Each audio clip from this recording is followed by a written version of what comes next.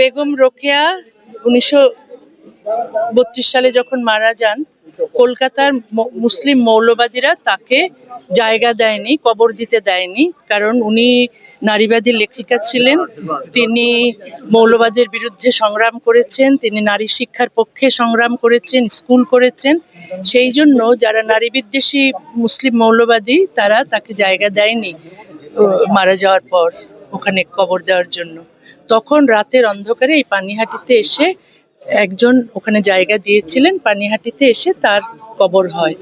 সেই জন্য তাকে আমি এখানে শ্রদ্ধা জানাতে এলাম। এই কারণে আমি এই নারীবাদী লেখিকাকে সম্মান করি, শ্রদ্ধা করি। তিনি তার সময়ে সংগ্রাম করে গেছেন নারী শিক্ষার জন্য, এবং আমি আমার এখানে আসাটা আরো মুসলিম মৌলবাদের বিরুদ্ধে একটা প্রতিবাদ হিসেবেই আমি এখানে এসেছি। ম্যাম, ইউসিসিআই নিয়ে আপনি বলছেন লাগু করা দরকার ভারত পাকিস্তান। হ্যাঁ, অবশ্যই, সব পৃথিবীর সব জায়গায়।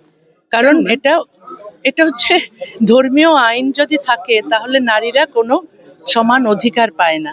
সেই জন্য সমান অধিকারের ভিত্তিতে যেন অভিন্ন দেওয়ানি বিধি আইনটা হয়, তাহলে যে ধর্মীয় আইনের কারণে যেখানে মেয়েরা সমান অধিকার পাচ্ছে না সেখানে অভিন্ন দেওয়ানি বিধি হলে সমস্ত উপমহাদেশে নারীরা সমান অধিকার পাবে। বাংলাদেশে হিন্দু নারীরাও কিন্তু ধর্মীয় আইনে আছে, ধর্মীয় আইনের অধীনে সেখানেও তারা কিন্তু সমান অধিকার পায় না, উত্তরাধিকার পায় না।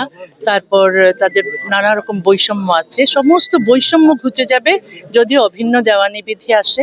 পৃথিবীর প্রতিটি সভ্য দেশে অভিন্ন দেওয়ানি বিধি আছে।